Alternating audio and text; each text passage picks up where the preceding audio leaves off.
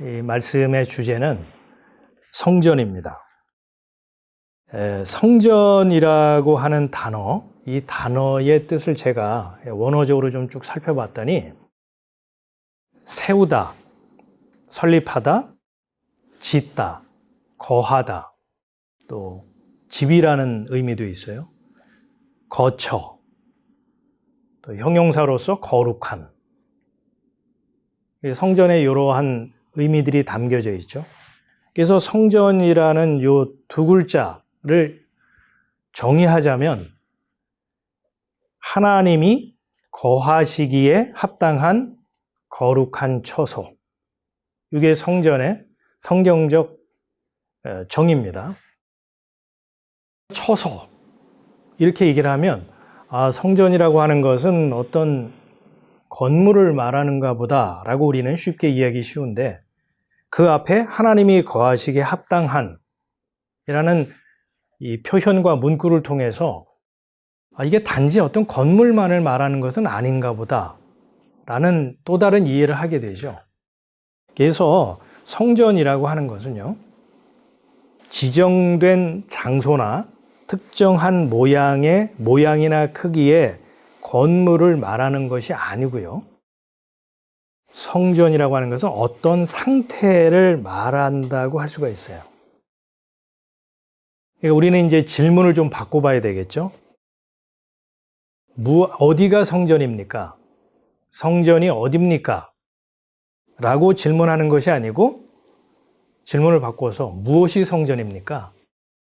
이렇게 질문을 좀 바꿔서 해야 되고 그 질문에 대한 답은 성경 안에서 찾아야 되겠죠. 무엇이 성전입니까? 예수께서 대답하여 가라사대 너희가 이 성전을 헐라 내가 사흘 동안에 일으키리라. 유대인들이 가로되 이 성전은 46년 동안에 지었거늘 내가 3일 동안에 일으키겠느냐 하더라. 그러나 예수는 성전된 자기 육체를 가리켜 말씀하신 것이라. 자신의 육체를 가리켜 성전이 무너질 거야 라고 말씀하셨다는 거죠. 그러니까 성전이신 예수 그리스도, 그분이 죽으셔야 함을 암시하고 있죠.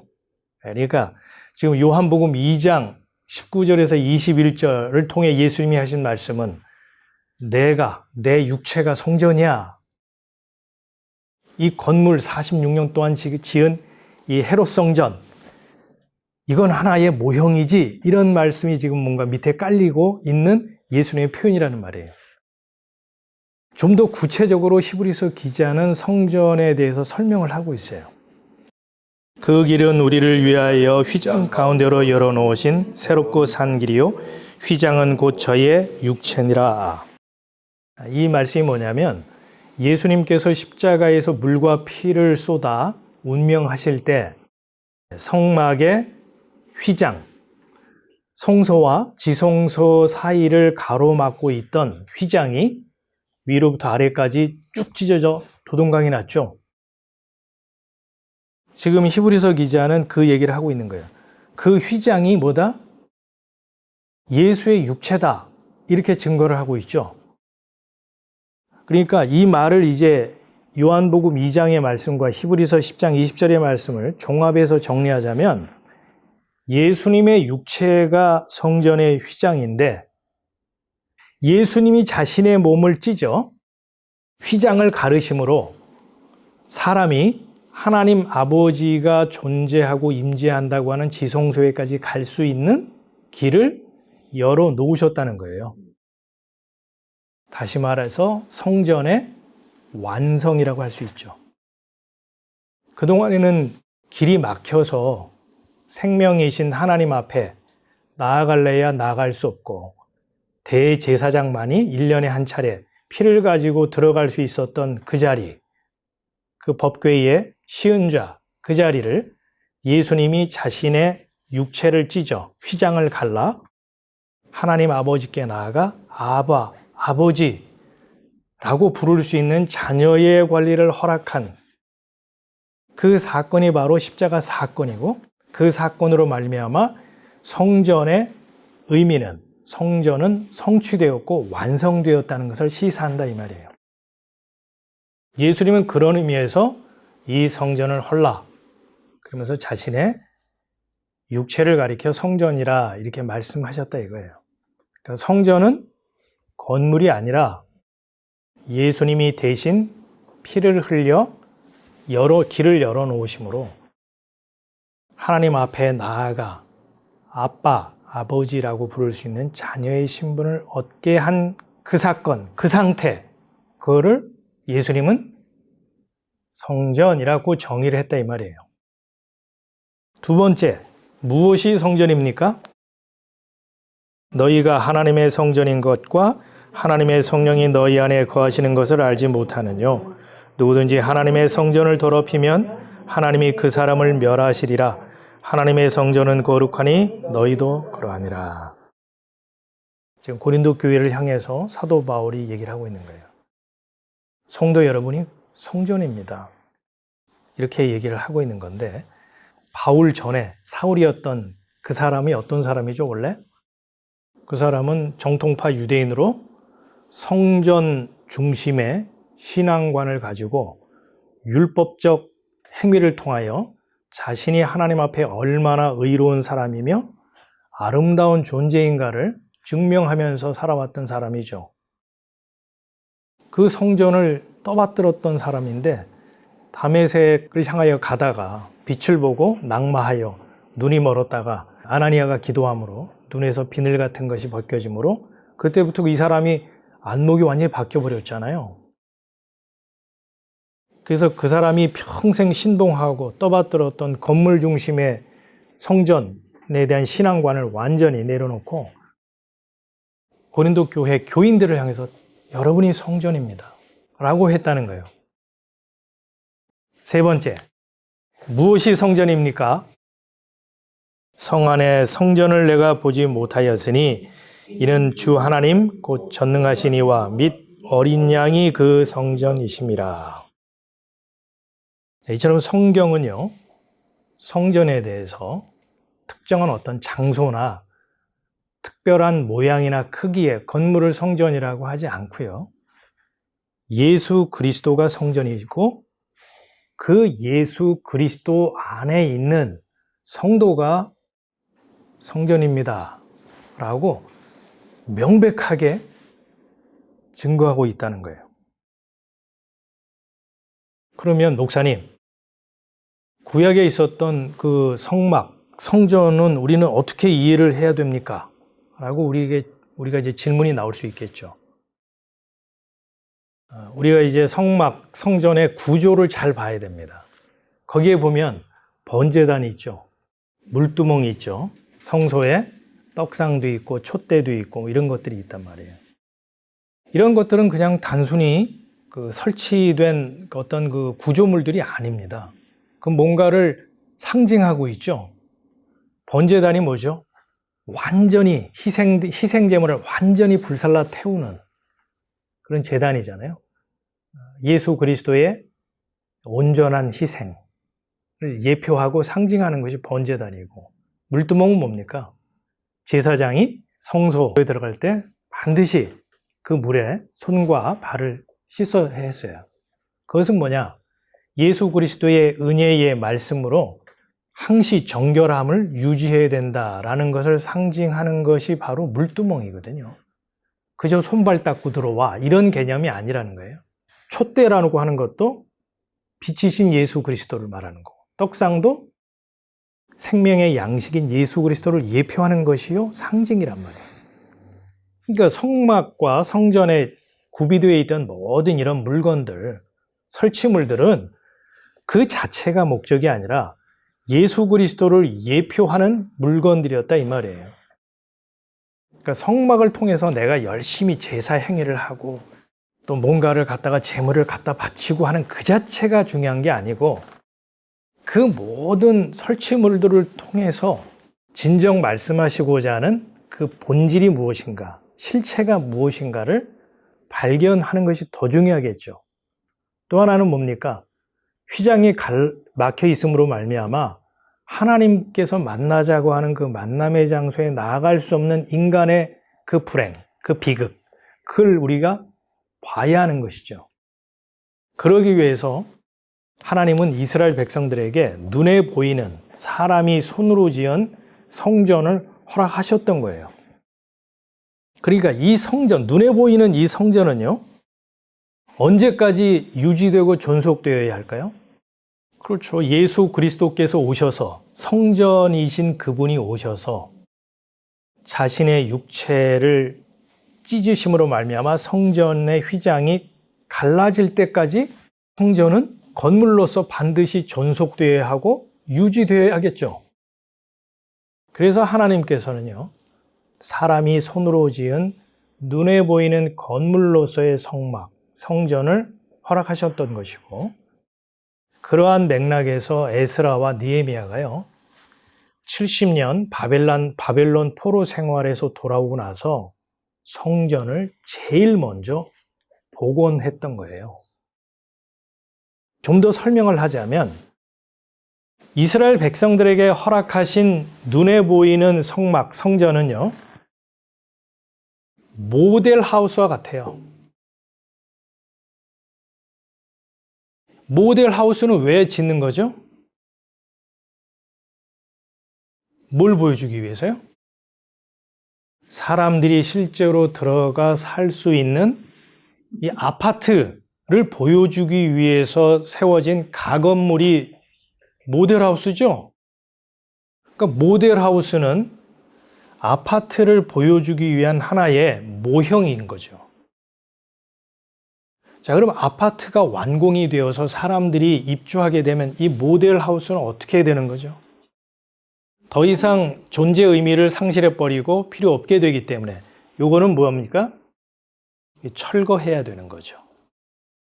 이와 같이 성막, 성전의 실체이신 예수 그리스도께서 오심으로 모델로서의 성전, 사람이 손으로 지은 건물로서의 성전은 이제는 쓸모없게 되므로 철거해야 되겠죠. 예루살렘 성전이 어떻게 됩니까? AD 70년 로마에 의해서 돌 하나도 돌 위에 남지 않고 완전히 무너져 버리죠. 그게 성경 역사의 증거입니다. 하지만 유대인들은요, 오늘날까지도 이 성전 재건 사업에 열중하고 있죠. 왜 그럴까요? 그들은 신약 성경을 인정하지 않죠. 또 예수를 메시아로 인정하지 않습니다. 그래서 그들은 구약에 있었던 자신들의 옛 영화를 복원하기 위해서 성전을 건축하려고 그렇게 애를 쓰는 것이고, 성전이 지어지면 거기에 관련된 제사를 드리기 위해서 이미 제사에 관련한 모든 기구들, 기명들, 제물은 준비가 완료된 상태라고 그래요. 아마도 성전의 재건을 위한 재료와 예산도 이미 확보했을 것으로 보입니다. 이 사람들이요, 지금 어느 자리에다가 예루살렘 성전을 지으려고 하냐면, 지금 예루살렘에 있는 이슬람교의 그 바위돔이라고 하죠. 황금돔이라고 하는, 우리 인터넷에서 확인할 수 있죠. 그 자리에다가 예루살렘 성전을 다시 지으려고 해요. 왜냐? 바로 그 장소, 그 지점이 자신들의 혈통적 조상 아브라함이 독자 이삭을 바치려고 했던 바로 그 지점이라는 거예요. 그래서 그거 이슬람교의 그 바위돔 허물어 버리고 예루살렘 성전을 그 자리에다 지으려고 지금도 기회를 노리고 있는 거죠. 그래서 예루살렘, 평화의 터라고 하지만 그 예루살렘은요, 일종의 시한폭탄과 같은 장소예요. 또 그들이 왜 예루살렘 성전을 지으려고 그렇게 기회를 노리고 있느냐? 다윗과 같이 영웅적인 메시아가 등장해서 유대인을 중심한 새로운 세계 질서를 다시 잡겠다. 그게 그 사람들의 꿈입니다. 그 사람들은 그렇다 치고, 왜 기독교인들 가운데 그 땅에 그 예루살렘 성전이 재건되어야 한다고 하면서 거기에 동참하느냐 하는 거예요. 우리는 신구약 성경을 가지고 있고 예수님과 사도들의 증언을 통해서 이제 성전이 무엇인지 분명하게 알고 있는데 기독교인들이 왜 그 사업에 동참해서 헌금도 하고 봉사도 하려 하고 참여를 하려고 하는지, 아니 참여하고 있는지 저는 그것이 궁금한 거죠. 그것이 알고 싶다. 이제 아주 중요한 오늘 설교의 대목에 이르렀어요. 정말 제가 강조하고 얘기하고 싶은 부분이 뭐냐? 하나님이 거하시기에 합당한 처소, 그 성전이 예수 그리스도가 실체이시고 그분 안에 있는 성도가 바로 성전이라면 그 성전의 의미는 무엇일까 하는 거죠. 하나님이 거하시기에 합당한 거룩한 처소로서의 성전이 성도라면 그럼 어떻게 살아가는 것이, 어떤 의미에서 우리는 그 말씀을 이해하고 받아들여야 하느냐 하는 거예요. 결론부터 말하자면 우리가 예수 그리스도로 지어져 가는 삶, 그게 본질적인 의미예요. 예수 그리스도로 지어져 가는 그 성전만이 하나님이 거하시기에 합당한 성전인 것입니다. 그건 너무 원론적이죠, 근데? 은혜와 진리의 말씀으로 우리의 속사람이 성장하고 성숙해가는 삶이라고 좀 더 풀어서 설명할 수가 있어요. 다시 말해서 내가 주체가 되어서 성숙해져 가는 그런 요구가 아니고요. 요구가 아니고 포도나무인 예수가 성전이면 예수 안에 있는 그 가지인 성도, 지체도 성전이라고 보겠죠? 그렇죠? 그러면 지금 여기 가지에 이 포도들이 많이 이렇게 열려 있는데 이 포도 열매는 가지가 막 자기 스스로 자가 발전하고 힘쓰고 애써서 이 포도가 열리는 걸까요? 아니죠. 이 나무로부터 공급되는, 포도나무로부터 공급되는 수액으로 말미암아 시절을 조차 저절로 열매를 맺게 되는 거겠죠. 이 굉장히 중요한 원리를 지금 설명하는 거예요.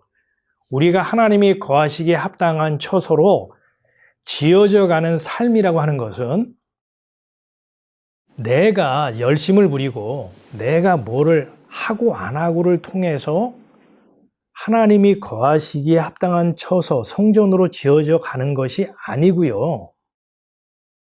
이 나무에 붙어 있는 가지라면 이 나무로부터 수액을 공급받아 절로 열매가 맺히는 삶을 살게 된다 이 말이에요. 다시 말해서 은혜와 진리라고 하는 예수의 포도나무에 붙어 있는 가지라면 여러분 안에서 어떤 열매가 자동적으로 형성이 되고 생성이 될까요? 만약에 은혜와 진리라고 하는 열매가 여러분 안에서 맺혀지지 않으면 그건 포도나무에 붙어 있는 가지가 아니겠죠. 만약에 행위의 열매, 내가 수고하고 애써서 맺는 내 열매를 맺고 있다면 그거는 포도나무이신 예수께 붙어 있는 가지가 아니라는 증거겠죠. 그래서 사도 바울은요, 이런 얘기를 하죠. 그의 안에서 선물마다 서로 연결하여 주 안에서 성전이 되어가고 너희도 성령 안에서 하나님의 거하실 처소가 되기 위하여 예수 안에서 함께 지어져 가느니라. 우리 전도사님은 은혜라고 하는, 진리라고 하는 그 말씀의 속성을 가지고 있는 그런 벽돌이에요. 근데 여기 서 있는 이 사람은 같은 벽돌임에도 불구하고 행위라고 하는 속성을 가지고 있는 벽돌이에요. 그러면 은혜와 진리의 벽돌과 행위의 벽돌이 서로 연결해서 서로 이렇게 붙어서 건물을 이뤄갈 수 있을까요? 이것은 제가 여러 차례 설명했듯이 물과 기름의 관계처럼 은혜와 행위는 서로 병합할 수 없다고 그랬죠. 연결할 수 없어요. 그는 속성 자체가 완전히 다른 거기 때문에 그래요. 은혜라고 하는 것은 마치 굴뚝에서 연기가 났는데 아궁이를 가서 보니까 불을 지핀 흔적이 없어요. 근데 행위라고 하는 것은 반드시 내가 행위의 주체가 되어서 원인이 되어서 그에 따른 어떤 결과가 나오는 것을 말하거든요. 그렇기 때문에 은혜와 행위는요, 원리 자체가 완전히 다른 것입니다. 속성이 다른 거예요. 그래서 두 벽돌이 모양은 같아도 붙을 수가 없어요. 그래서 오늘 사도 바울이 그런 얘기를 하는 거죠. 건물 안에서 우리가 서로 연결되어 간다라는 표현을 쓰잖아요. 그게 짝이 맞다 이런 말이에요. 연결되어 간다. 그러니까 우리가 같은 교우들이고 같이 신앙생활을 하더라도 한 사람은 행위 중심의 신앙관을 갖고 있는 벽돌이고 한 사람은 예수 그리스도의 은혜와 진리라고 하는 속성의 벽돌을 갖고 있으면 성전으로 지어갈 수 없다는 얘기예요. 짝이 맞지 않으니까 붙을 수가 없는 거죠. 쉽게 말하면 이런 거예요. 우리 공동체 안에서 주는 그리스도시요 살아계신 하나님의 아들이십니다 라고 우리가 동일하게 고백을 했어요. 또 사람이라고 하는 것은 구원을 주 예수의 은혜로 얻는 줄 믿습니다 라고 우리가 동일하게 고백을 했단 말이에요. 그런데 개 중에 누가 다 좋은데 그래도 내 행위와 열심과 정성과 내 공로와 내 의를 통해서 구원을 그래도 얻는 부분이 있겠지. 0.001%라도 라고 생각하는 사람이 있다면 그 사람은 그리스도 안에서 건물로서 하나로 연결되어 갈 수 없다 이 말이에요. 사도 바울이 지금 그 얘기를 하는 거죠. 거기에는 하나님이 거하실 수 없다 이런 말이에요. 왜요?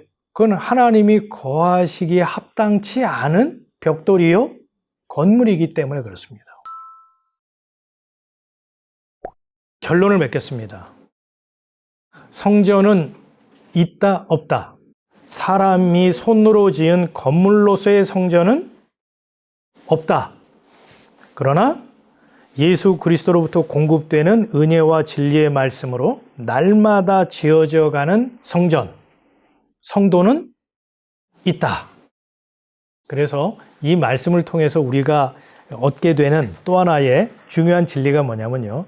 하나님이 거하시기에 합당한 처소, 성전은 누가 만들어 간다? 하나님이 만들어 가신다 이 말이에요. 하나님이 거하실 곳은 하나님이 지어 가시지 사람이 힘쓰고 애써서 지어가는 성전이 아니라 이 말이에요. 그래서 지어져 간다라고 하는 여기 단어가 나오죠. 지어져 간다. 이게 현재 수동태입니다. 그 앞에 근데 현재라고 붙었어요. 현재. 그러니까 과거도 아니고 미래도 아니고 지금 하나님이 자신이 거하시기에 합당한 처소, 성전으로 지금, 오늘, 지금도 지어가고 계신다 이 말이에요. 그래서 우리가 점검하고 확인해야 될 것은 뭐냐? 내가 하나님이 거하시기에 합당한 처소, 성전으로 지어져 가고 있는가를 확인해야 돼요. 다시 말해서 내 안에 은혜의 말씀이라고 하는 열매로 맺어져 가고 있느냐? 아니면 내 행위의 열매라고 하는 내 열매를 내가 맺고 있느냐를 우리는 살펴봐야 한다 이 말이에요.